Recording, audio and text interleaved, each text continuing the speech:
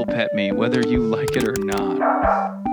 WAPO is reporting that Iran and Israel spoke via Russia, guaranteeing that they would not strike each other. What do you make of this? I don't know, man. I mean, I don't know. I don't know. I feel like everything that we see, everything, all the bits and pieces of information that comes out of this situation is going to be beneficial for somebody who I do not know. But anyway, can please one of the Hasanabi Industrial Complex Clippers post what he said this morning about Greenland? I missed it and not subbed to rewind.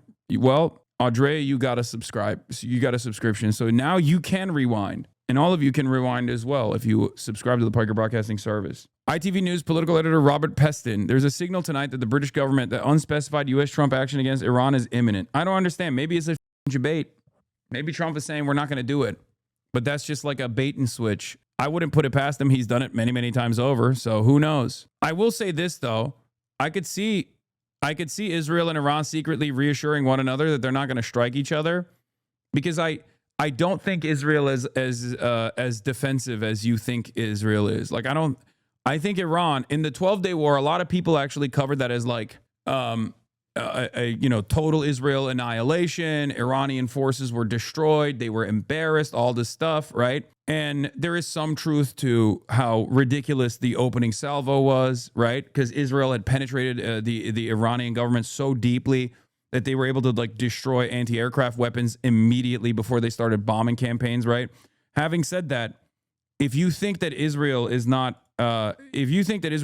being more restrained because they don't want to get pummeled again like they did last time, you would be wrong. Okay. Now, on the one hand, they are. America is pulling its Air Force troops out of the Qatar base, so maybe Qatar gets hit again. I don't know, as like a reasonable solution, like a middle ground solution here. No Israel getting striked.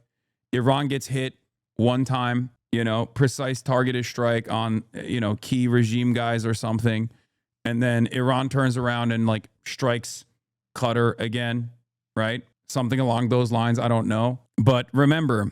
This is important. Stockpiles of interceptors are still severely depleted since the war 6 months ago. Triggering a wide response from Iran risks unnecessarily depleting the stockpile even further.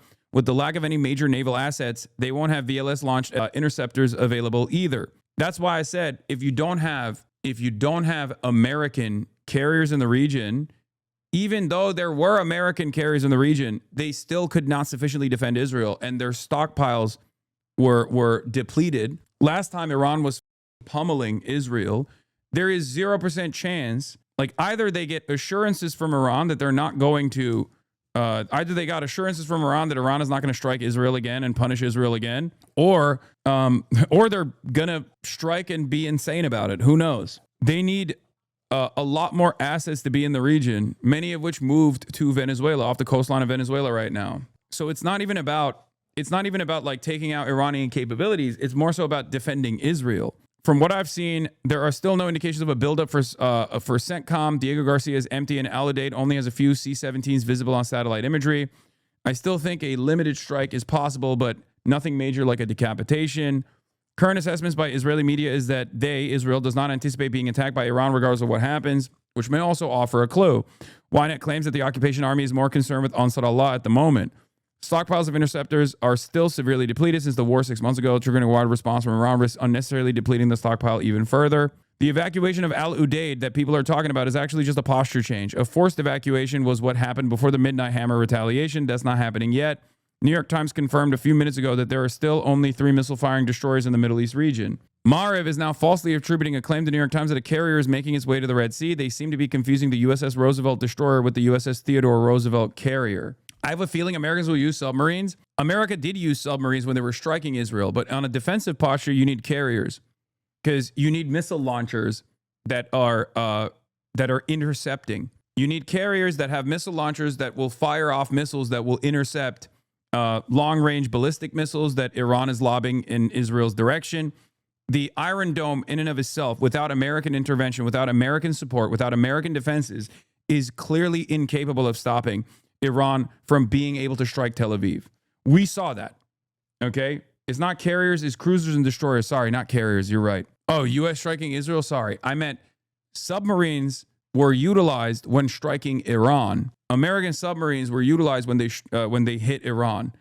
But submarines don't have the same defensive capabilities as all of these different assets do, whether it be carriers or cruisers, like all these different naval assets that America has at its disposal that have missile launching capabilities that work to intercept Iranian ballistic missiles that are flying in the direction of Tel Aviv. Yes, I know it's not just the Iron Dome, it's the Aero systems as well. When I say Iron Dome, I'm using it colloquially. I'm talking about all of the different defensive capabilities that Israel has. I'm using it as a broader umbrella term. I don't mean just the Iron Dome, which is Tamir interceptors that are good for like drones, and I'm talking about the Aero system too, like Aero 3. There are probably enough air assets to do DCA ops over Iraq, Jordan, etc. Yes, but you're talking about striking Iranian strikers before they actually lob missiles in Israel's direction. That's very different because there's no guarantee. As we saw last time, Israel can fly over Iraq. Israel can fly over Syria. Israel can fly and get refueled in the process and go strike Iran. But clearly, when they did that last time around, Iran was still capable of lobbing even hypersonics that actually struck Tel Aviv. Do you see what I mean? So although Israel's modus operandi has always been the best defense is a good offense, clearly a good offense was not enough to stop Iran from being able to strike Tel Aviv. No, I'm talking about shooting down missiles with fighters, DCA, defensive counter air. Even then, it didn't work, is what I'm saying. Bro, please learn the definition of a hypersonic. Saying this is a missile sexual. Okay, I'm sorry.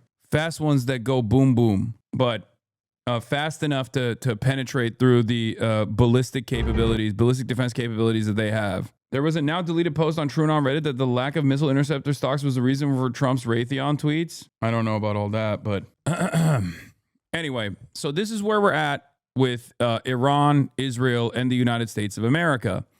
So when Trump says like, oh, Iran gave me assurances that they're not actually going to kill any more protesters, that the deaths are done for now, that might just be a lie, right?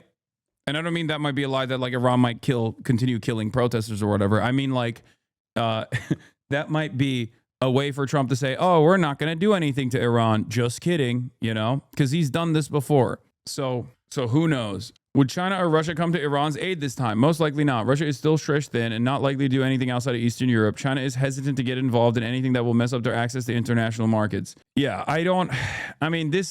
this to a certain degree is Iran's fault as well, because Iran's foreign policy posture has always been, I think, too invested in sovereignty for their own personal benefits. Because the Iran-Chinese relationship has never been as comprehensive as like the Iranian-Russian relationship has been. So, you know, this is China. China is always incredibly restrained. And who knows if China repeatedly offered to sell Iran weapons previously, but Iran always refused. Yeah, Iran low-key has been kind of weird about working with China. It was, if anything, like normally I would say China is too restrained and China is kind of for that reason, or maybe it's actually the smart posture from China to only trade max or whatever. But the reality of the matter is Iran has also refused to have more Chinese involvement on Iranian soil. They have been stupid to not get Chinese weapons. Well, so people will say, like this chatter, the Iranian arms industry is insanely self-sufficient, but it has also meant that they don't have the latest tech and air defenses, for example. The reason for why Iran has refused Chinese weapons is not because they're self-sufficient. The reason why they refuse it is because Chinese weapons come with more Chinese contracts, which come with more reliance on China, and Iran wants to maintain its sovereignty. But yeah, here is Lawrence Norman from Wall Street Journal. Utter confusion, uncertainty about what's going on now with Iran among various senior diplomats. After Trump's statements about how Iran promised me that they're done with the executions, now everyone is confused. I don't blame Iran for not trusting China. China folds anytime U.S. attacks a country where they have investments in. No. You are too harsh on Iran. We literally have admitted evidence that Israel is supplying protesters in Iran. There have been explosions or shootings from the protesters. Can you imagine what America would be doing to protesters if China was supplying bombs, weapons, and fueling violent anti-Trump protests on American soil? Yes, I know, but I would also just as readily criticize the American government for its brutality as I am the Iranian government. Okay, I'm going to be fair in this situation while still being cognizant of the external factors at play here. Okay, if I was a leader that wanted to remain sovereign and existed outside of the U.S. security apparatus, I would 100% leverage my relationship with China. 100%. It's a matter of survival. I would obviously try to get nukes as fast as possible. I mean, China has the most. I mean, not China. Sorry, Iran has maximum engineering. Like, you don't got one guy that knows how to enrich uranium. Like, what are we doing? You don't got. And then beyond enriching uranium, then you have the intercontinental ballistic missile like strike capabilities that you need to develop as well. That's a whole nother ordeal. But you got engineers out the ass. You got so many engineers. I know Israel keeps killing them, but like, you got so many engineers, man. It's the engineer country, okay? It's the bricklaying country and it's the engineering country. People, what are you talking about? Everyone knows someone who's been killed by this regime. Why do you believe this regime's propaganda? I don't know what you're referencing here. But if you think Trump believes what Iran is saying, I don't think he is. I think he's posturing to... I mean, there's a couple different options here, right? Okay, look, there's a couple different options here. I think Cena had a decent take on it. Where is it? Where the is it? Hold on. You know, I'm doing my listening to Iranian voices thing here, okay? Where is it? Or no, it wasn't Cena. It was Trita Parsi, okay? Trita Parsi says, much indicates now that a U.S.-Israeli war with Iran is imminent. I see three scenarios. One, a limited strike, mainly symbolic, so that Trump can claim victory and then move on the talks. No, I was thinking of Cena Tusi, but I mixed it up, okay? It's Trita Parsi, not John Cena, chatters. Shut the fuck up. Two, regime decapitation by attacking most, but not all, political and IRGC leaders, but with the aim of having someone else from within the system take over afterwards in order to avoid instability, followed by a deal manifesting Iranian capitulation. This is the Venezuela option, but I think that that's also different than Venezuela regardless. Three, a combination of two, but with massive bombardment of Iran's military capabilities afterwards to ensure that Iran is set back decades and cannot pose any challenge to Israel for the foreseeable future. Think Syria after Assad fell. Of these three, I find option one very unlikely. The argument against option two is that the Israelis would not accept it. Netanyahu has been very silent publicly, which he probably would not have been if option two was the one favored by Trump. Where the was it? Hold on. Where'd it go? I lost it. Did I move it around? Where the is it? Oh, here it is. Yeah, John Cena. I can't find it. Okay. Trita Parsi is the executive vice president of the Quincy Institute, by the way. Okay. The argument against option two is that Israelis would not accept it. Netanyahu's been very, very silent publicly, which he probably would not have been if option two was the one favored by Trump. The argument against option three is that it would likely require far more U.S. assets in the region, and we do not see that, at least not quite yet. Of course, plans rarely survive contact with reality. Plenty of reasons why things won't play out the way as the U.S. and Israel may have intended, including, of course, how Iran responds/retaliates. Any chance Trump is using the Iran stuff as a distraction as he's going to move on to Greenland? Well, the degree of priority here is always eating Israel's dick as hard as he possibly can, so Iran will probably be a much more consequential thing for Donald Trump because it's much more consequential for Israel. Trump is all, look, when all else fails, remember, Trump will deep throat Israel's cock every single time. And as much as this is frustrating to hear from the Iranian diaspora chatters in here, the Iranian population and their best interests are not a consideration here when America and Israel are making these deals.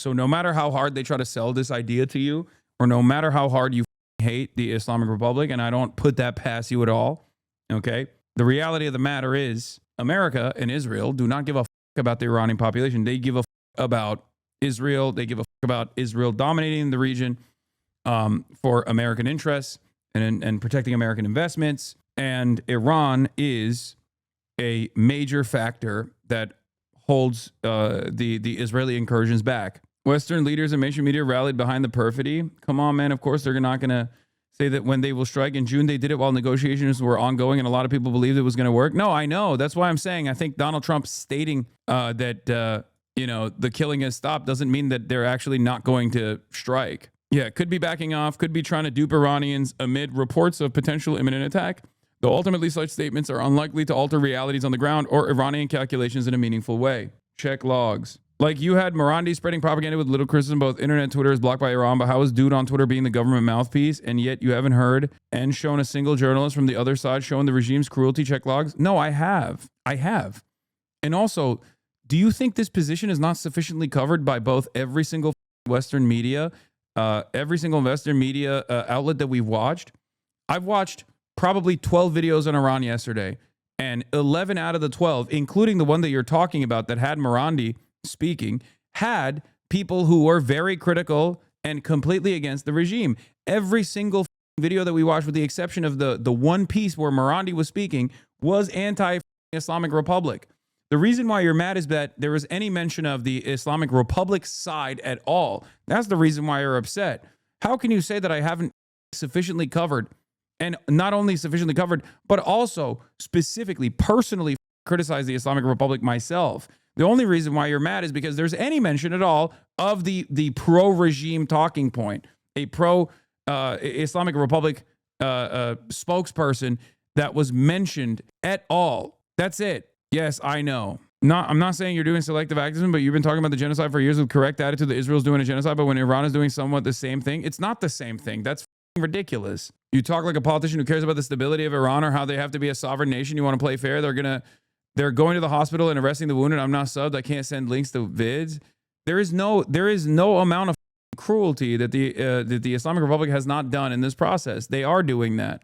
Okay, they're doing it nonstop. And it's not something that I've actually hidden at all. As a matter of fact, that's the reason why a lot of people to my left on Twitter are getting mad at me and saying I'm actually, normalizing intervention or something like that. Of course, I care about the stability and sovereignty of Iran. I want Iran not to be Syria. I want Iran not to be Libya.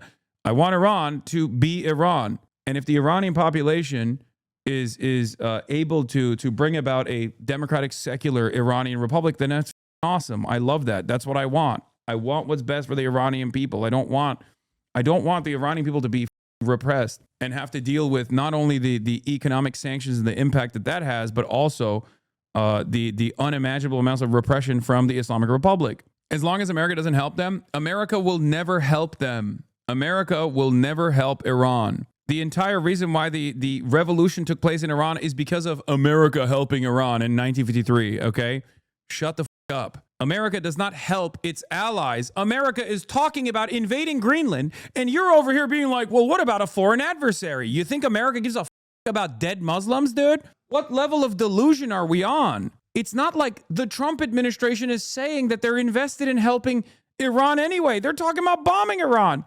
They've been starving Iran, and now they want to bomb it, and you're over here talking about America's going to help them. America doesn't even help Americans, and you're over here thinking that they give a about Iranian people? Are you crazy? Are you out of your mind?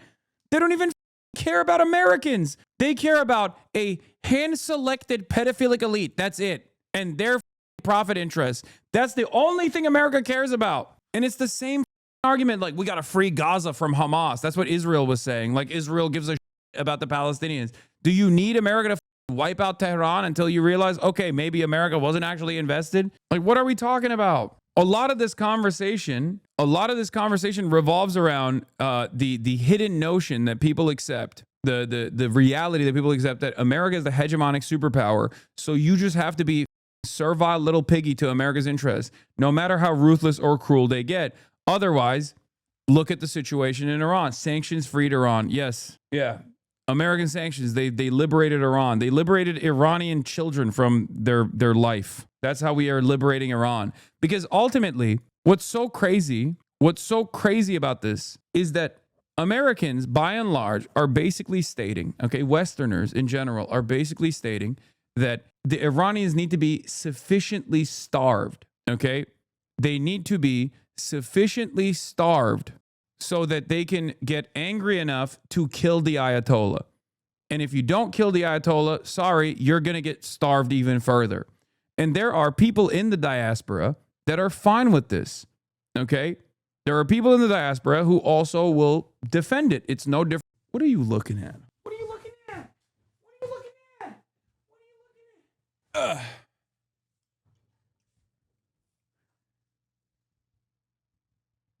Anyway, where were we? Oh yeah. Also, Unk caught a stray here as well. Just now, ex-Canadian Parliament member threatens to hunt opposition. Goldi Gamari to jank Uyghur in Farsi then English. Don't worry, when the regime is over, we will come after you. Bro, these guys think they are Israel, by the way. That's one of the funniest things I've seen is like, there are some of these people who like think they're literally Israel. Like, you're not Israel, little bro. Ask Rob a question. Hey, is Israeli I don't know. puppet? Hold on a second. Okay? Can I ask Rob a All right, question? don't talk over each other. Yeah, Israeli Talk puppet. over each other, please. Okay, hey, Rob, when you do enough military... Yeah, she goes, when the regime is, don't worry, when the regime is over, we will come after you. Cenk is now being targeted by both the Shah writers and Mossad. Awesome. I don't know why Cuck Todd is there, by the way. That's a crazy addition. If one person commits high treason and espionage, calling on adversaries to attack America, they would face capital punishment under U.S. law, and all Americans are okay with it. Why the hypocrisy? Come on, you know why. Unk is in the trenches, getting death threats from Stephen Miller, getting death threats from the son of Hamas, who is a Mossad asset, getting death threats from the Iranian Shah writers too. It's awesome. He's just catching it on every end here. Anyway, where was I? So yeah, we got the diplomatic guarantees. Kaysan says, I'm Iranian. My parents were born and raised in Iran. Had to leave when the Shah was overthrown. The revolution happened. Was currently happening and has been happening in Iran for years and years. Absolutely heartbreaking. Women were being killed for not covering up, but you didn't hear about the government murdering anyone who didn't agree with their dictator actions and laws given at any moment. You didn't hear about it. You see, this is what most people don't understand. This isn't about religion. This isn't about what side you choose to be on. This is about a freedom from a country who wants to be free from a tyrant regime, a country who's currently standing up to this tyrant regime and has their entire internet and any communication cut out completely. Now imagine if this happened in America. What would you think or say? Those who are standing up are dying. Young, innocent adults who are standing up for what's right. The citizens of Iran are amazing people. Some of the most kind, big-hearted, selfless people you will ever meet in your life. Please, and I mean please, do not take this message to think about this is something else. This isn't about another country. This isn't about another religion. This is simply freedom and standing up for what is right. I pray for the people of Iran. I pray for my family. I pray for those peace in the entire world. Love you. Okay. Verizon is having nationwide outage. Yeah, that's not the same as like the government cutting off all internet. Okay. Okay. Before everybody yells at Kaysan or any number of different people, okay, you have to understand.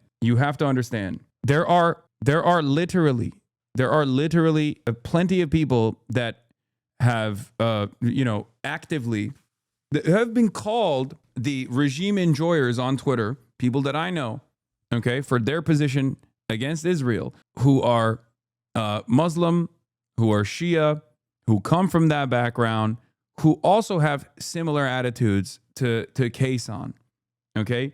And the reason for, and they're much, they're very well-read people, they're organizers, they're activists. One must ask the question, why?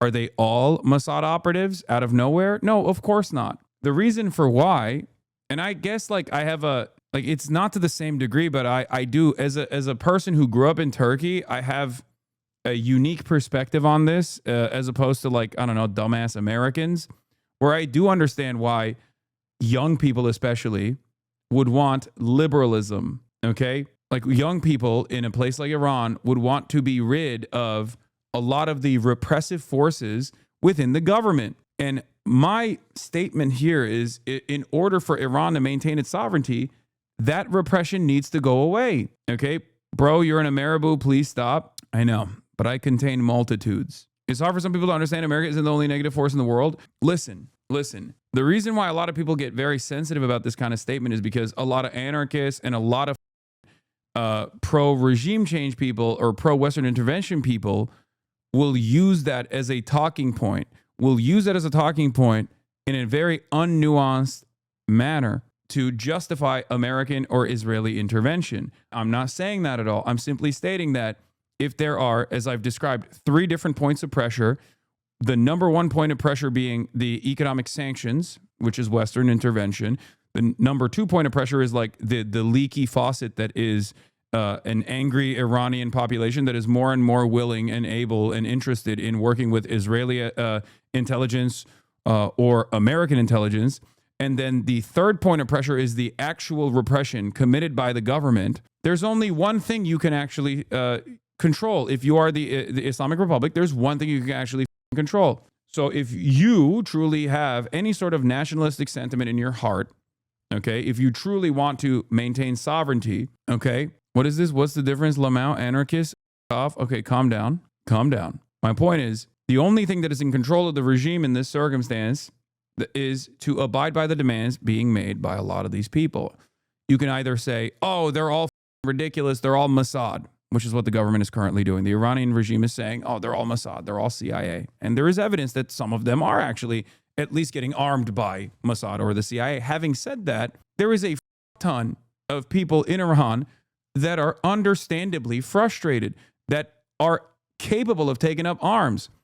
These are not Israelis that are killing security forces. These are Iranians that are killing the Iranian security forces. Okay? And Israel does not have a hypnosis beam, or CIA does not have the capabilities of like hypnotizing Iranians into taking up arms against their own government. They can only take advantage of the instability, and the instability that is oftentimes born out of the economic pressures that they've subjected the Iranian government to. Having said that, there is a very real reason for why people are understandably pissed off. It's a tad more nuanced than that because, yes, even in Sudan's revolution in 2019, we wanted liberalism, or rather secular civilian-led government. Most people very much understood that it'll always be strictly Sudanese civilian-led government with no external influence whatsoever. That's why we now hate the civilian prime minister during the transitional period who sold out. There would be no talk about repression if there were no sanctions. How often do you hear about the Saudi repression when their government is even more repressive? Yes, but it doesn't matter because the sanctions already exist. Okay? That's it. It's that simple. And you can't change that. So you have to work within the confines of you have to work within the confines of reality. Okay? You can't just close your eyes. If you're a government that wants to maintain sovereignty, you can't work with what you wish was happening in the world. Okay? You have to work with what is happening to you. It's that simple. Like, their economy is still going to suck even if they had social liberalism. Their economy is still going to be in the even if they have social liberalism, at which point you have to make different foreign policy decisions. Lean into China, for example. Okay? But that comes after you actually maintain stability in the country, a country that is actually on fire, a country that is on fire for good reason. Beyond the external pressures, there is a valid reason for why a lot of the Iranian youth would be, are understandably angry. You are such a lib on this? No, I'm not. No, I'm not.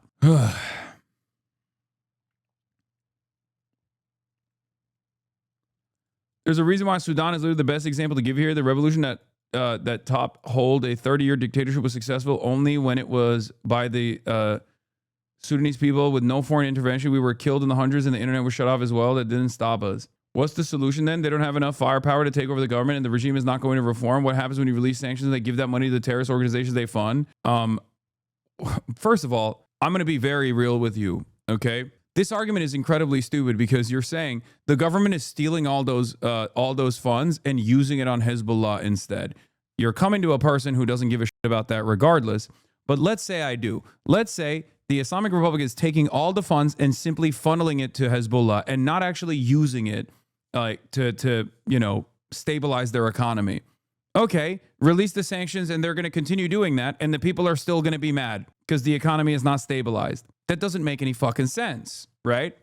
That doesn't make any sense at all. Because if that was your real concern, if that was your real concern about sanctions, and not that if you actually stop the sanctions, then the economic pressure will actually diminish and therefore the economy of Iran will stabilize to a certain degree, and then the Islamic Republic will not be overthrown violently and militarily by the population, who will at least have some breathing room, right? The real reason why you're saying that is because you want the sanctions to continue because you want to punish the Iranian population for not successfully overthrowing the Ayatollah, okay? Because you don't think that the Iranian population has any smoke for the Ayatollah at all, or the Islamic Republic at all, beyond the economic problems. This is the other side of the way that leftists, ultra-leftists, or campus to a certain degree operate, where they're like, no, if there were no economic sanctions whatsoever, then everyone would be happy. What is this? I believe Iranians are past the discussions of sanctions. If you disagree, then you can shut up, especially if you are a Turk. Well, good thing Hasan Piker is not talking to Iranians. He's talking to Americans about what America can do, unless you want the sanctions to stay. They do. They do want the sanctions to stay.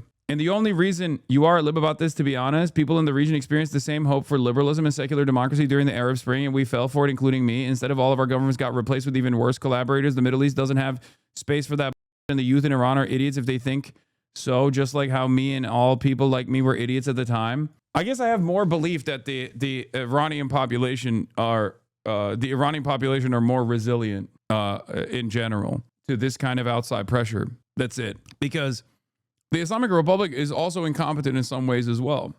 I mean, I don't know how I would operate in a similar situation. I mean, there's so many external pressures here, but they have also very clearly had issues with their domestic attitudes, with their domestic repression. and also their inability to maintain stability by looking for other trade partners, for example, or deepening their relationships with other trade partners that are growing around the globe. Okay, what I'm simply saying in the most basic ways, and people will get mad at me for saying this, especially Western leftists will get mad at me for saying this, but you can't have an unimaginably educated population with access to the internet and then make them and then force them into doing dumb shit. I'm sorry, okay? You can call me a Islamophobe if you want to, but it's not going to work. It's not going to work. You can't have an incredibly educated population with access to the internet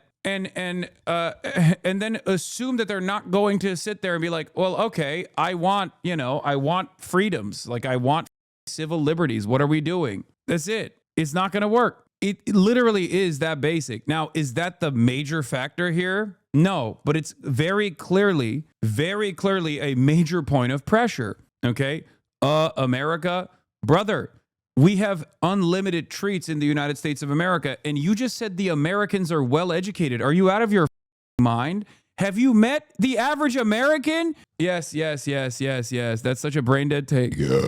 I don't even know what to say. You're preemptively defensive while saying it's because it's stupid supremacist thought. Yes, you're right. You're right. What do I always say? Yes, I'm doing supremacist thought. But this time it's not even American supremacist. It's actually Turkish supremacist thought. Anyway, what do you mean they would want freedom if they have internet? Like I'm saying, they have access to the rest of the world.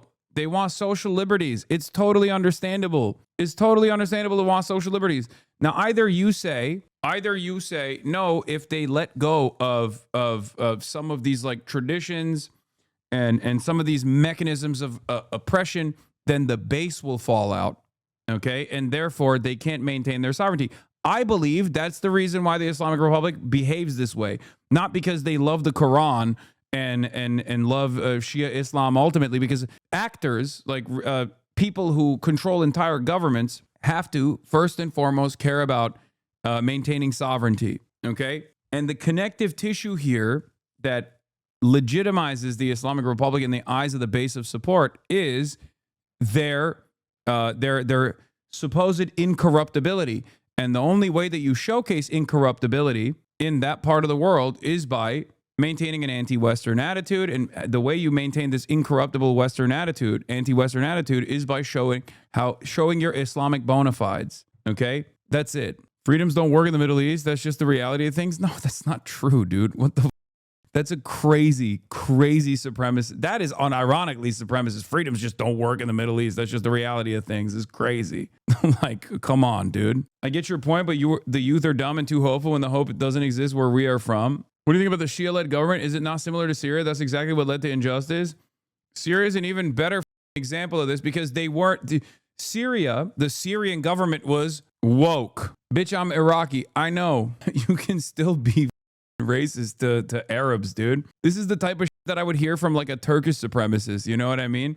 Aren't you Kurdish? Do you feel the same way about the Kurds in the region too? Syria is an even better example of this because Syria was woke by the Islamic repression standards, but they still had a ton of repression. They still had torture. They still had the military being used against the population. Look how that turned out. And a lot of that was still very much fomented by the United States of America. Barzanis and Talibanis take a ton of money from the Americans to rule us.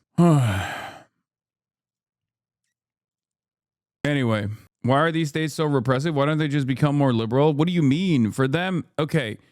The other side of the story is the reason why they're repressive is because they are trying to maintain stability as Western forces are fomenting instability. And the more they're under attack by these powerful Western forces, the more they harden their stances. Some countries are able to get away with it in different periods of time, and other countries are not. The ones who are not able to get away with it are the ones that suffer and the ones that turn into failed states. And the reason why I say this is, I mean, I'll give you an American example, right? Like the United States of America has talked about, maintaining the First Amendment. And yet during the Cold War, the First Amendment was out the door, okay?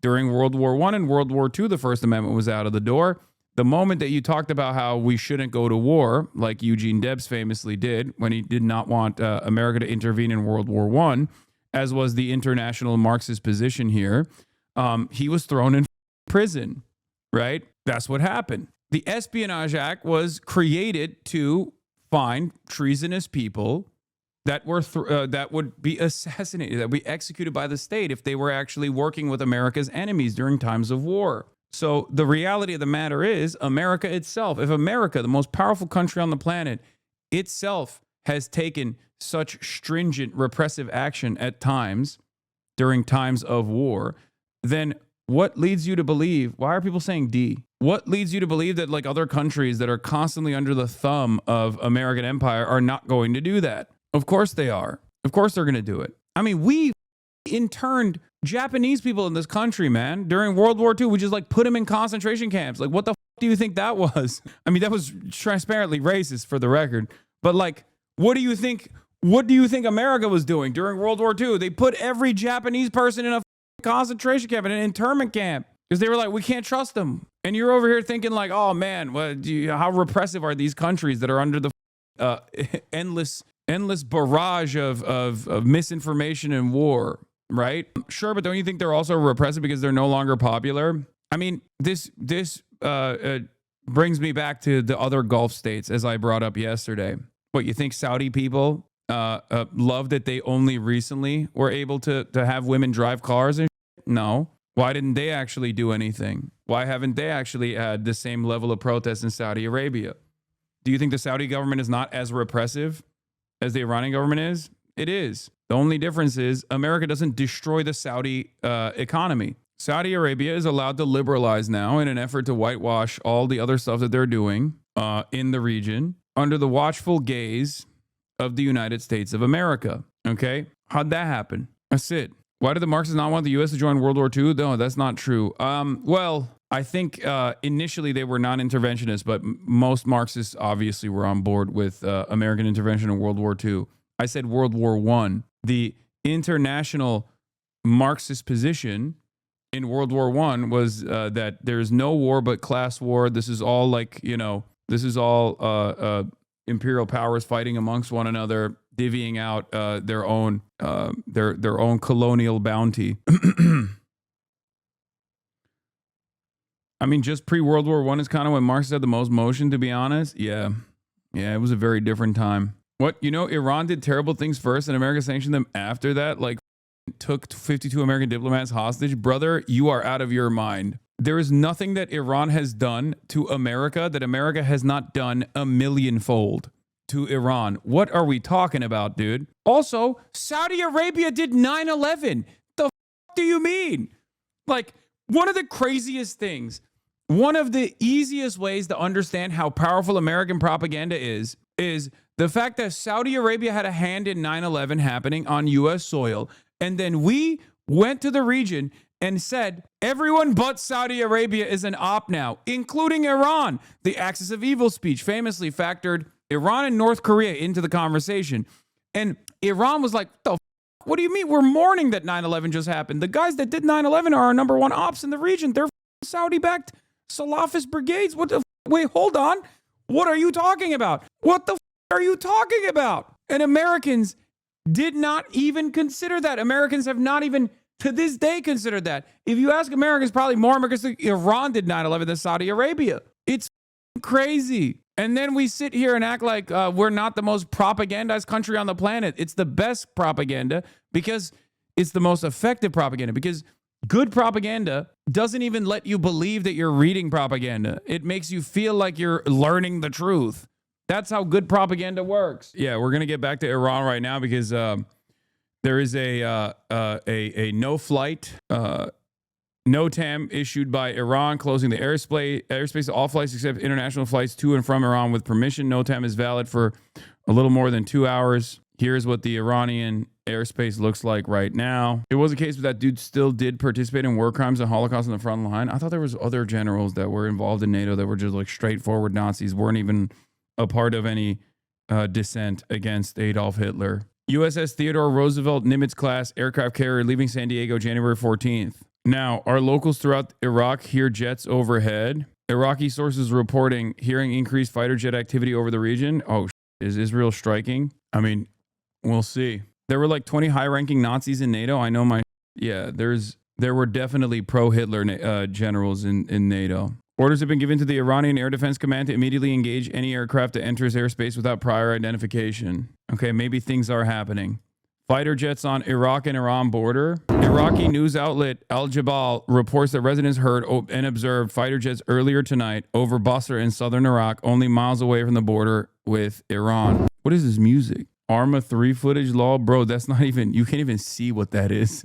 Like, you can't even see what that is to even make out whether or not it's Arma 3 footage or not. Reminder that this is what Trump was tweeting before allowing Israel to strike Iran. Remember, yeah, exactly. So, that's the reason why I said earlier today when Donald Trump was talking about like, oh, they're not going to execute people anymore. They've stopped killing the protesters, blah, blah, blah. If you recall a couple hours ago, which you can rewind to see my commentary if you're subscribed to the Piker Broadcasting Service. That's right. The Piker Broadcasting Service is sponsored by you, the viewers, for you, the viewers. If you'd like to know the news of tomorrow, today, subscribe to the Piker Broadcasting Service with a free subscription in the form of a Twitch Prime if you choose to do so. There will be no ad breaks here at the Piker Broadcasting Service, and your voluntary contributions are the only thing that helps maintain my editorial independence. But as I was saying earlier, Donald Trump did this last time, where he was like, we remain committed to diplomatic resolution to the Iran nuclear issue. My entire administration has been directed to negotiate with Iran. They could be a great country, but they first must completely give up hopes of obtaining a nuclear weapon. Thank you for attention to this matter. Boom. They turned around and bombed Iran, or let Israel bomb Iran only hours after this statement came out. So what I think is, that's why I said like perfidy is something that the American government loves doing. So it could totally have been that as well. And even this like aircraft carrier moving is similar to the distractions that they had with the other fighter, with the bomber jets last time around as well. Big Daddy Hoops, thank you for the 25 Get This subs. Iran's foreign minister, an interview in Fox News to Trump, do not repeat the mistake you made in June. You know, if you try a failed attempt, you will get the same result. Yeah. The only thing that I thought would restrain Israel or America is the fact that there aren't enough American defenses in the region right now to successfully defend Israel. And I don't think that Israel's defenses are sufficient. I don't even think Israel's defenses on top of the American American carriers in the region and cruisers in the region were sufficient to defend against Iran when they were striking Tel Aviv. But maybe they believe that Tehran has depleted their munitions in the same way that Israel had its stockpile of munitions depleted, its defensive capabilities depleted. If Iran nukes Tel Aviv, will the entire world end? Wait, what? Iran doesn't have nukes, brother. If Iran had nukes, this conversation would not be taking place right now. What? There's even more reports of fighter jets overheard over eastern Iraq. Well, I mean, Iran doing a no-flight, Iran doing a NOTAM warning means that they got information ahead of time somehow that there are probably going to be strikes on Iranian soil, most likely by Israeli fighter jets, I assume. Kataib Hezbollah Islamic Resistance in Iraq spokesperson has issued a short statement likely to express readiness for the upcoming conflict. He said, "In the name of God, the most gracious, the most merciful, O you who have believed, take your precautions and advance in detachments or advance altogether. God Almighty has spoken the truth." Probably clear to not accidentally shoot down commercial planes. Yeah, that has happened before. But have you thought about how Israel always knows best and we must trust them? I think about that every day. I love Israel, am Israel Chai, and I think Israel will liberate the Iranians. Israel will liberate the Iranians with these bombs. F-15 fighter jets, F-35s, different bombing campaigns in Iran will certainly liberate the Iranian population, I think. Guys, you guys know me. I call balls and strikes. And you know me, I've been a very big Trump supporter famously. I'm beginning to think maybe Trump isn't the peace president. You might say this is my turning point. It kind of feels like Trump is not the peace president. I don't know. Don't get mad at me. It kind of feels like he was lying when he said he was the peace president. And it gives me no pleasure to report that I think the FIFA Peace Prize was.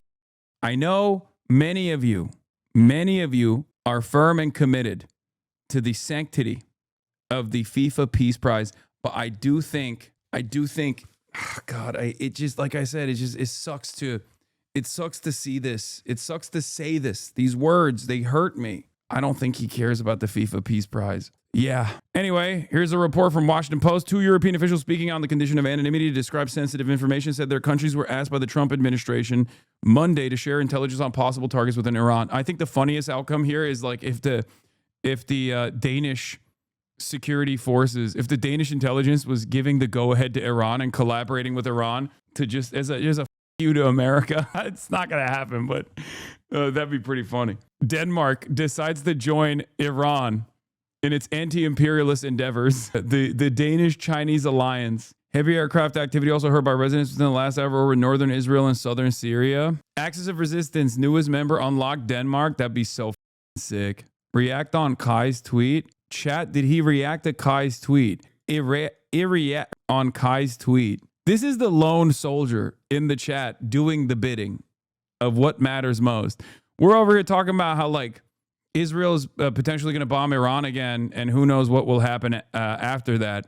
And this chatter's like, but have you reacted to Kai Cenat's tweet? What the are you talking about, dude? What is Kai Cenat's statement on the Islamic Republic? Like, did he tweet about Iran or something? Like, what could he have possibly tweeted that you think is pertinent for me to cover right now? Yeah, it is important. Hasanabi, I need your opinion. Kai Cenat has come out with a strong, resilient stance, offering condolences to those who were slain by the Islamic Republic, while simultaneously maintaining an anti-imperialist posture by saying the only way for Iranians to maintain sovereignty against Israel is to stand behind the Islamic Republic, is what I've heard. Kai Cenat is donating all of his subathon funds to the IRGC. Kayatollah. Kai Cenat has reverted to Shia Islam. Jerusalem Post editor-in-chief. Breaking. A United Airlines flight from Newark to Israel began takeoff and then turned back. Passengers were informed the flight is currently canceled, according to I-24 News. Interesting. Kai RGC. Yeah. If the U.S. did a Little Green Men Crimean Peninsula-style annexation, what would the NATO nation even be able to do? I mean, dude, they already have military bases there. All you need to do, there's already American bases there. Just send more troops there and then say, this is ours now. That's it. Like, what are they going to do? Is Germany going to spend like all 13 of their soldiers that they sent to Greenland to defend Danish territory? Like, what? Why are American leftists like this? How do you think Trump will want to rename Greenland? Do you think he has a whiteboard with ideas up yet? He's going to call it Iceland now, and then he's going to take over Iceland and rename Iceland to Greenland. Believe me. He's going to take over. He is going to take over Iceland. I'm going to take over Iceland. I'm going to call it Greenland, because Iceland is green and Greenland is icy. Why do they have this naming convention wrong? That's why I took it over. Believe me, both of those commies, they're going to learn the freedom that comes with enterprise. Free market principles must be maintained in both of these socialist European states that have finally been liberated from the throes of social democracy. I'm going to put 30 on Kalshi for Whiteland. Kai Cenat has been uploading videos of reading the Quran for 20 minutes every day and believing Ali is the successor of the Prophet, as it was said.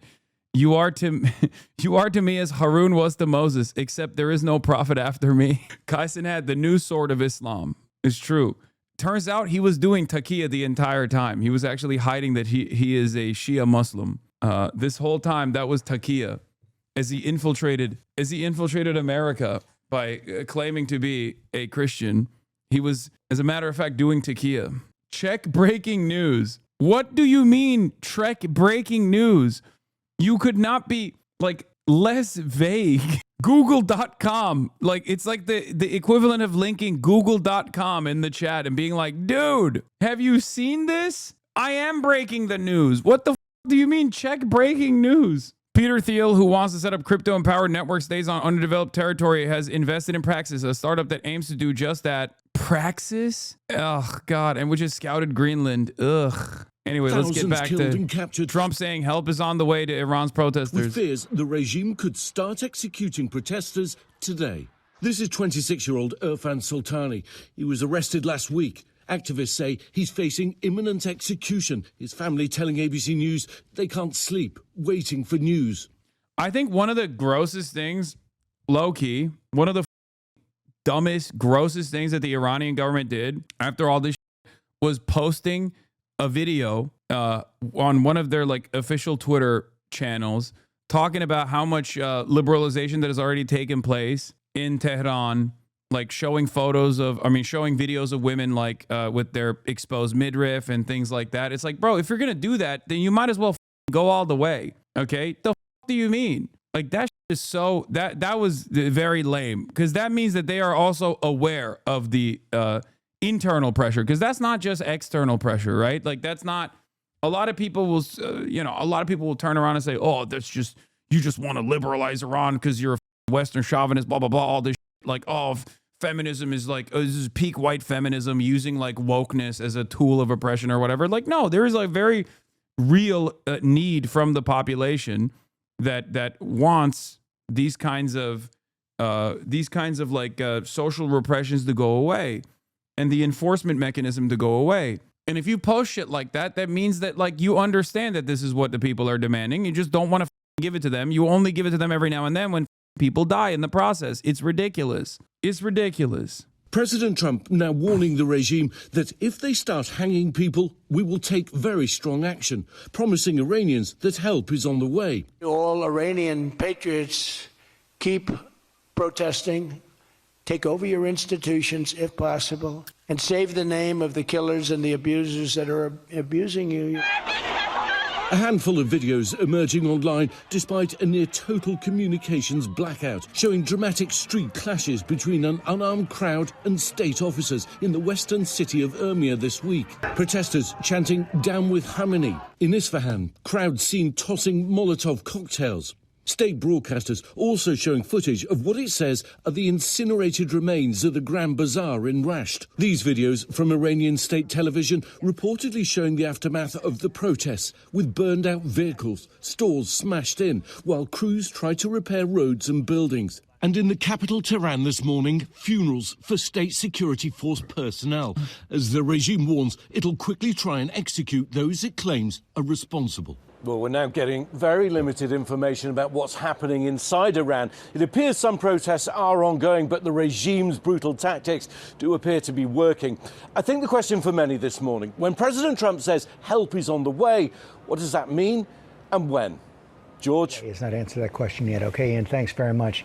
Our defence and security analyst. Michael, good afternoon to you. Asking you, just curious, how do you handle protests? You want the government gone in a liberal way, not the current actions are justifiable in any way? It's super simple. If you have any sort of authoritarian control, okay, and every government is authoritarian, but like if you have any sort of like state repression that you have in your design, okay, people are always going to revolt. That's just the part of the problem. Like that's just how it is. I think the liberal democracies are much more effective at squashing any sort of dissent by at least giving people the feeling. Giving people the feeling that they have liberty, that they have this pressure valve of democracy, and sometimes being responsive to their needs, even though it's ultimately fake. But you have to be doubly cognizant of the demands being made by your population when you don't even have any sort of like liberal democracy, that mechanism of control. So in that circumstance,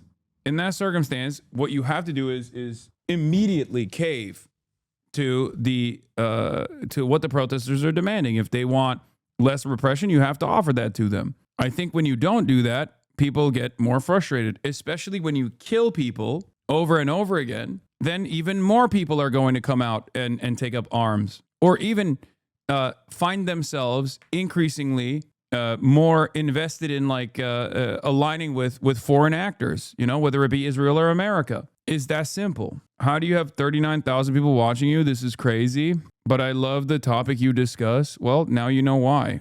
39,000 people are watching. The Iranian foreign minister is going to be on Fox News soon. Yeah. Are you talking about USA or Iran right now? I'm talking about a good one. I mean, I'm talking about Iran, which will resemble the future of the United States of America if things continue going the way they're going. I mean, look. Submit their response by January 19th. The decision comes as immigration operations Last civilian spread plane into across Tehran arrives in Minneapolis, 15 minutes. While protests have led to repeated confrontations with federal agents. We'll have a live report on that coming up later in the show. FBI agents searched the home of a Washington Post reporter as part of a probe of Iran. I have followed you, your passion, the way you articulate the hope of your people. It will be up to the people of Iran to pick their next. Sorry, but you're really comparing apples to oranges here? No, I'm not. That's why I also said that, look, free speech is only afforded to dominant world powers, okay? Free speech is a liberty that will be taken away from Americans if America's global power starts waning, okay? And we already saw a version of that with the Israel protests in the United States of America. We've seen this historically in the United States of America with the civil rights movement and how that was dealt with by the American state. We've seen this in the past with, the internment of Japanese Americans during World War II under the suspicion that they might actually align with Japan. So when there's war, or the Espionage Act is another version of this. In the Cold War, it was the Red Scare and the McCarthyist trials. So America has always gone back and forth on how much liberty in terms of free speech Americans actually have, okay? So it's apples to oranges now from your perspective because, yes, the American government hasn't killed 2,000 protesters, okay?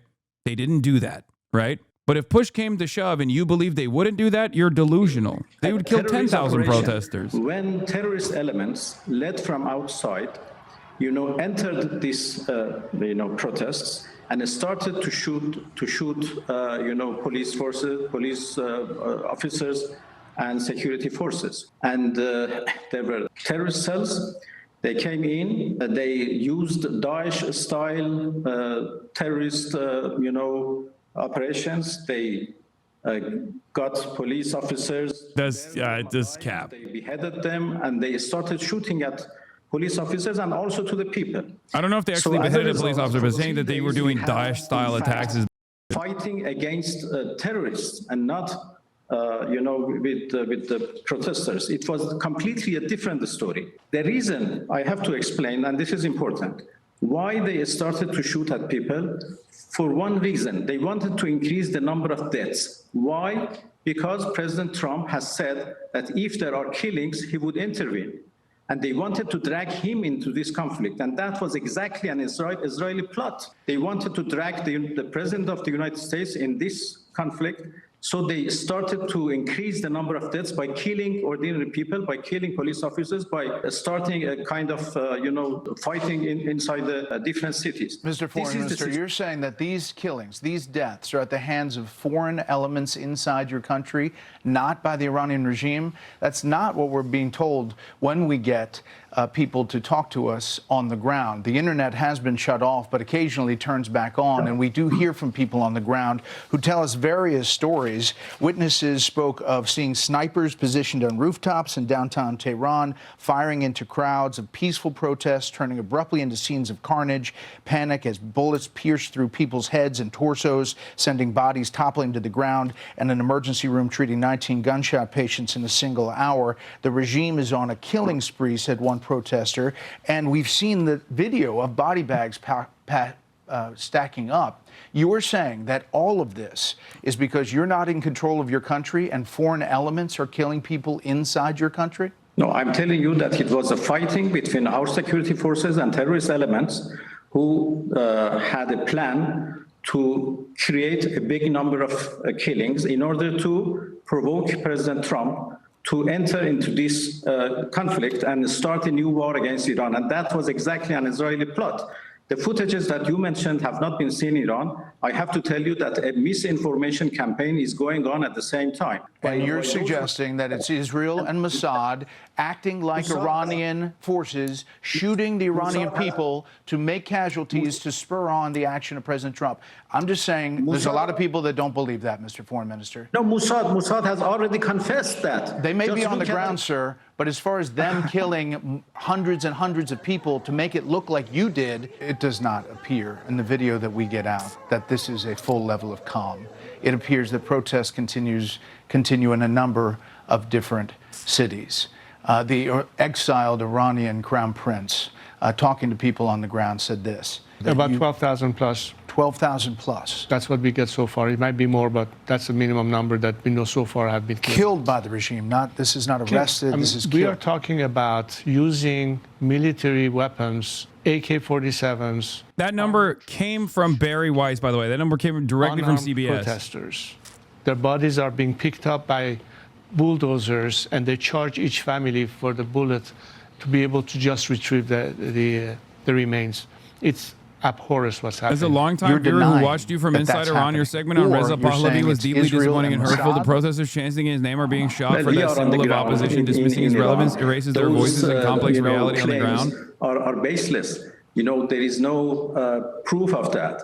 The number of deaths, although they try to increase the number of deaths, are only hundreds. The exact figure would be announced very soon, perhaps tonight, by our authorities. So you're saying it's less than 1,000 people? No, hundreds of people. I certainly, deny the numbers and figures they have said. It is an exaggeration.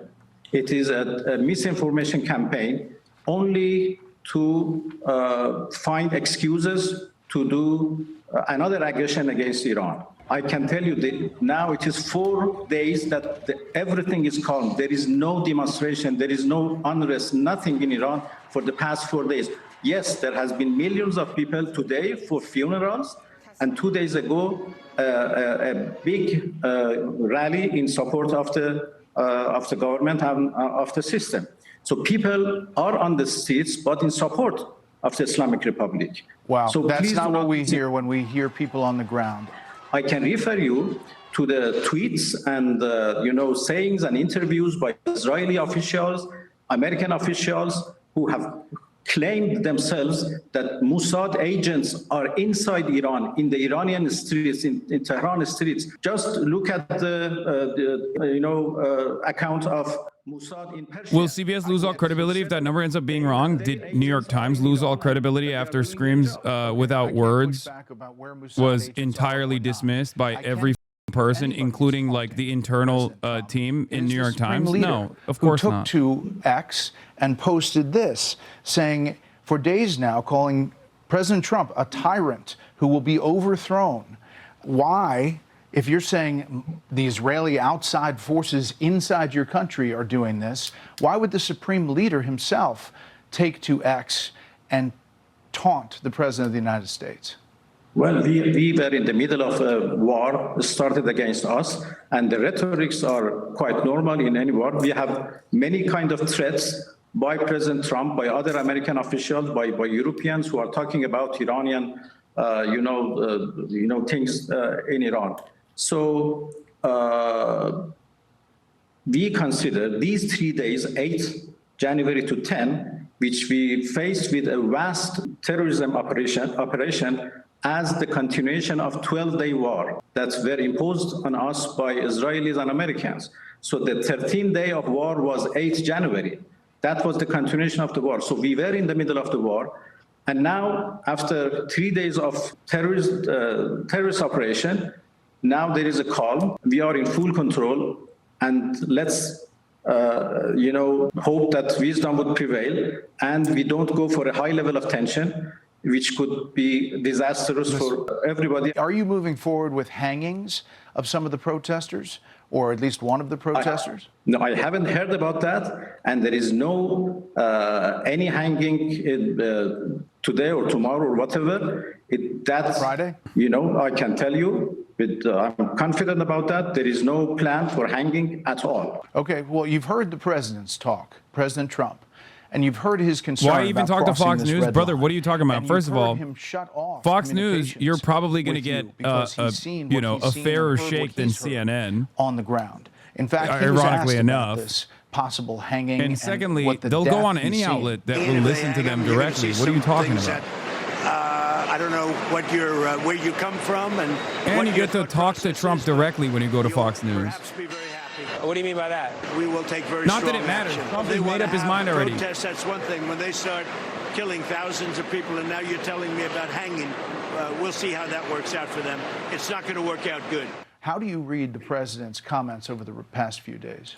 Well, first of all, hanging is out of the question, as I said. This is another piece of misinformation campaign that they have started to provoke President Trump and to drag him into this this question, and which could have disastrous consequences. The regime has already crossed Trump's red line. Yeah, it's called being there against Israel's best interest. That's the red line. That's the real red line. You remember that we were negotiating in June when they decided to attack us. We were in the middle of negotiations. We had 5 rounds of negotiations between me and Steve Witkoff, and we had already fixed the 6th round. When he says they, in this situation, he means Israel and America. 2 days before that, they attacked us. Because you came on this show and you said you were never going to reduce legitimate enrichment. You were never going to drop it down. You also talked about continuing a ballistic missile program. Is that continuing today? That's why the president said he was moving forward on the nuclear program that was expanding. No, both enrichment and our defense capabilities are our legitimate rights. No, as a full and committed member of NPT, we have every right to do enrichment for peaceful purposes. And you cannot tell another country that you shouldn't exercise your right, otherwise you will be attacked. Yeah. What is that noise in the background? We talked about this. We talked about this months ago. Are you open to direct talks with the Trump administration to try to find a solution that could de-escalate? Bro, are they going to fucking blow this guy up while he's talking to Fox News? Iran is still insisting on its peaceful nuclear program, including enrichment. But our position has not changed. We are still, committed not to go for nuclear weapons. It was recorded 2 hours ago? But we are not ready to give up our legitimate right for peaceful use of nuclear technology, including enrichment. Legitimate peaceful purposes. Legitimate peaceful purposes for a nuclear program usually are not buried a mile down deep. And that is where the concern was. Maybe they shouldn't have posted nuclear threats then. Oh my God. See, this is what I mean. And when now he decided this is what makes me, this kind of dumb fuck that people say turn me into a make me sound like I'm a Ayatollah dick rider. Okay. I can't tell if you're like trying to bait me into saying some what's going on really on the ground. Shut the fuck up. Has to pay attention to the realities and not to the misinformation provided to him by those who want to drag him into another war. Again, I go back to the Supreme Leader, who does not sound like he's anxious to sit down in talks with President Trump as a country, as he's taunting him, calling him a tyrant who will be overthrown. How do you do that and think that President Trump is going to take that as, oh, yes, I should get to the table? No, come on. We have engaged with into negotiation with the U.S. several times with the permission of the Supreme Leader. Why you say that? Why you still live in the USA? It's my home. I want to fix my home. Unless you're telling me that the Ayatollah is not posting this. Please wait. Please wait. We negotiated with the United States several times and people bring peace in the Middle East? No, I don't. Experience. In 2015, lol, good night, Iran. Do you think bombing Iran will bring peace to the Middle East? No, I don't. I don't think that. It'll be far worse. With no reason and with no justification. So why we should engage into negotiation with the United States, which means in fact, when United States talk about negotiation, it means they want dictation and not negotiation. So we have no good experience. This is a fact. Please understand. Mr. Foreign Minister, on all of those points, the U.S. would say they came away from those talks saying that you were not pledging to do what you said you would do, and that every time they walked away from the table, they believed you were throwing it out the window as far as enrichment and solutions for that, as far as ballistic missiles, solutions for that, and as far as your role in funding terrorists around the region. Now, I don't want to belabor this point, but the Supreme Leader posted, Mr. Foreign Minister, on X numerous times about a taunting for President Trump. He's 86 years old. We have not heard from him. Is the Supreme Leader doing well in Iran? Will we hear from the Supreme Leader in this case? He's doing well, and he is, in full control of the country, and people are supporting him. As everybody saw today in the funeral of those who were killed by terrorists, and 2 days ago in rally of Tehran and other cities. Mr. Foreign Minister, by all accounts, on the outside and on the inside, when we can get it, the Iranian economy is in a free fall. That is what started a lot of these protests, despite you saying that this was started from the outside and from Israel and Mossad. Our reporting is that it was started by frustrated people with the economic situation and frustrated for years of oppression from the regime. For 10 days, it was peaceful and it was tolerated by the government. But after that, we had 3 days of terrorism operation. You said that, but now you're saying it's entirely peaceful. Now, no, it is calm. There is no demonstration. There is no protest. It is for 4 days that everything is, calm. Okay, so what do you tell, if you have a message for President Trump, who obviously is and has talked about and is considering some kind of action to help the protesters on the ground. If you have a message for him, what is the message? My message is do not repeat the same mistake that you did in June. If you try a failed experience. Bro, these are fake demons. I mean, maybe I'm wrong, but they're fake demons. Yes, this is the and part of the reason why they keep getting rolled over is because they're fake demons. Fake demons who are big demons when it comes to their own citizens, but fake demons when it comes to outsiders, okay? Straight up. For negotiation, for diplomacy. We have proved that in the past 20 years, in 2015, in 2025, every time. But it was the US who always escaped from diplomacy, who cut the diplomacy and opted for war. My message is between war and diplomacy is a better way, although we don't have any positive experience from the United States, but still diplomacy is much better than war. But explain, please. This might come as a shock to many people who are chock full of American propaganda, but one of the biggest problems with Iranian affairs in the region is that they are unimaginably restrained. They never do anything unless they are directly threatened and unless they are like directly ritualistically humiliated by Israel or America. And even when they do, their response is always insanely restrained, and they're restrained in comparison to the way that they talk about how they will retaliate is the reason why I say they're fake demons. It has been proven time and time again that Israel only responds to military force. Israel only backs down when they are punished, okay? That's it. That's the reason. That's the reason why, like, they're restrained over and over again. Proxies. I think you're conflating being restrained with not just being capable, man. I think you're wrong. It's a mistake to call them proxies. We don't have proxies in the region. They are. You've been funded.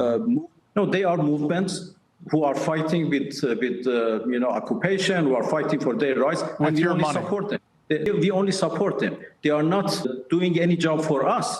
They are fighting. They are fighting for their own, causes, and we support their cause. Well, Mr. Foreign Minister, we appreciate the time. There are a lot of people concerned, and want you to say that the Iranian regime's killing of protesters will stop.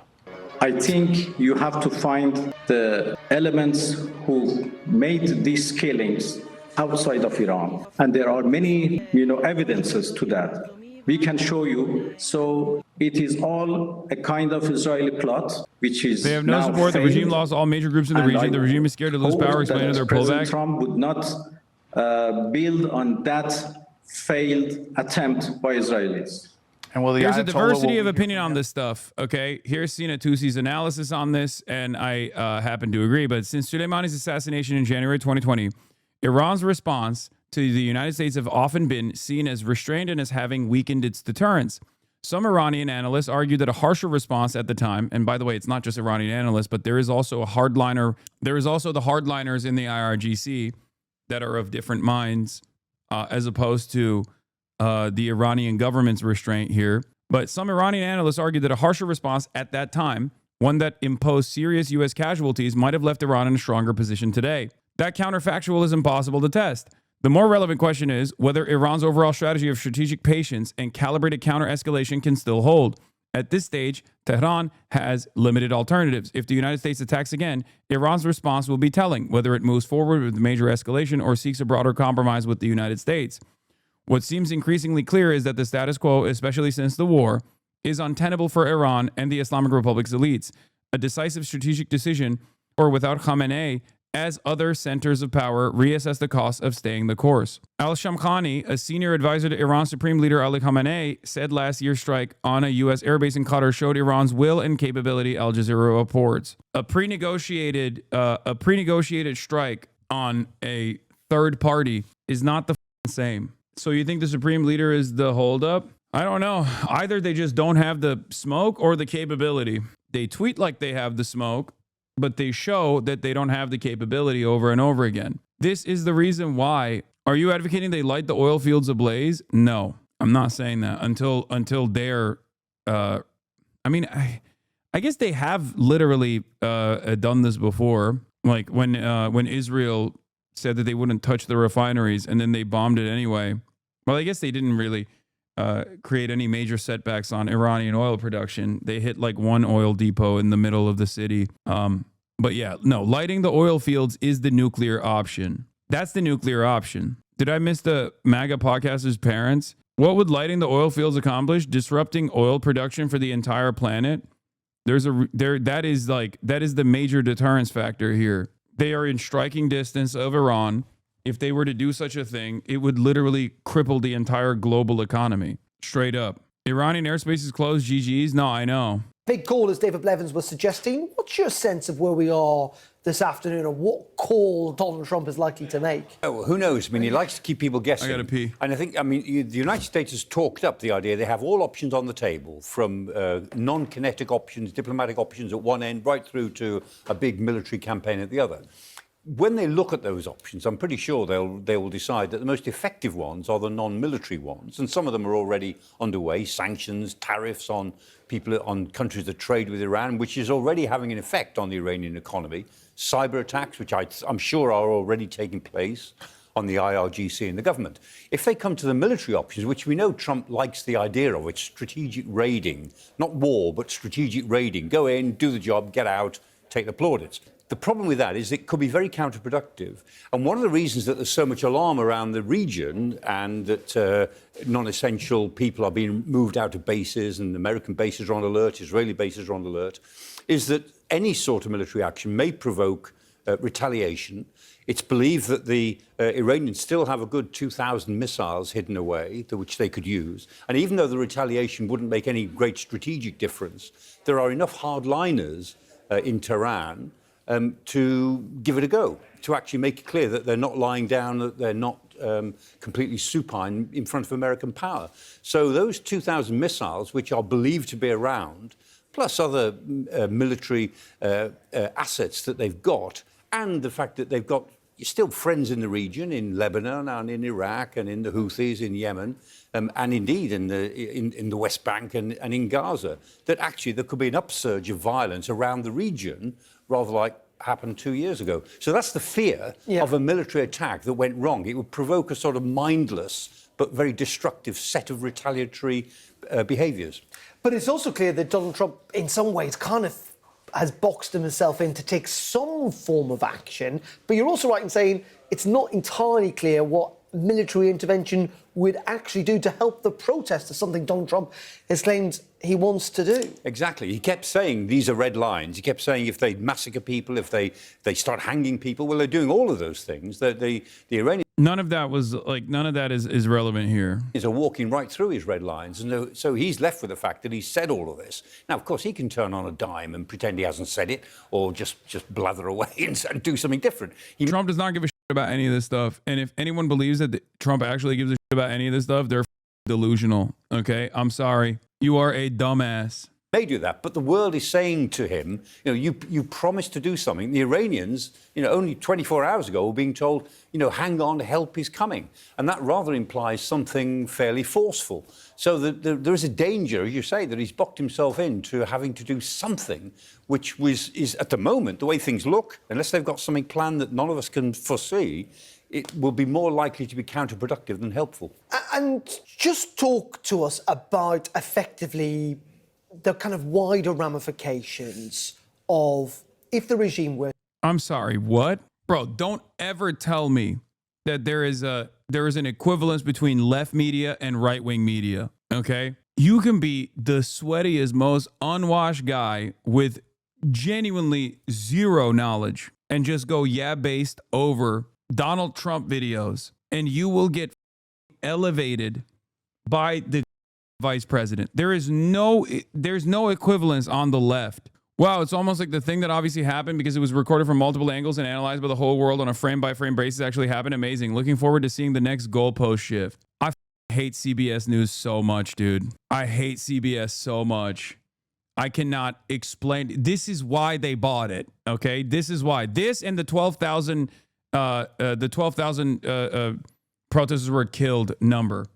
Those are the two reasons. Those are the two main reasons why CBS was purchased. There is no equivalence. Like, can you imagine Barack Obama retweeting something that I said? None whatsoever. It's just not happening. That's why I always laugh whenever people try to make it seem like this is an even playing field. You can be a straight up grifter, openly admit that you're grifting to the right because they're the dumbest on the planet to grift to, and you'll get hosted at the White House eventually. I wish Left Media had more quality control than we think we have. This is so tragic. Anyway, I do think that, like a lot of people, CBS already lost like a big chunk of their support when they did the whole like CCOT facility thing, when that became the story in and of itself. But you know, that's why I said Barry Weiss and the Ellisons destroyed CBS for Trump and Israel. And yes, their reputation is tanking. Their numbers are looking bad, but it doesn't matter. They're still a major aggregator, okay?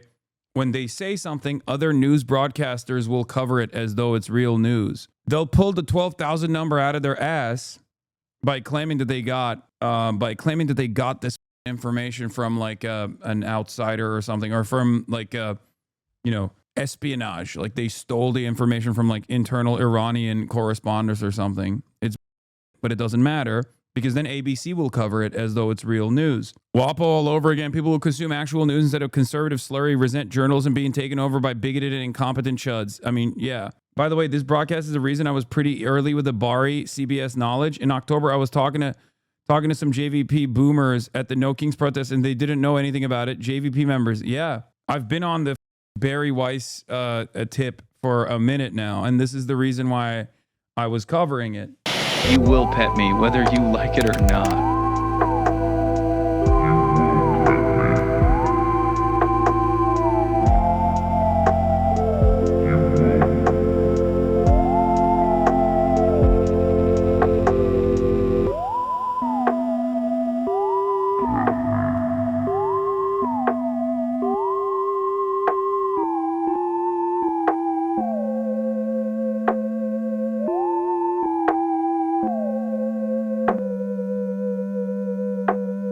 Whether you like it or not.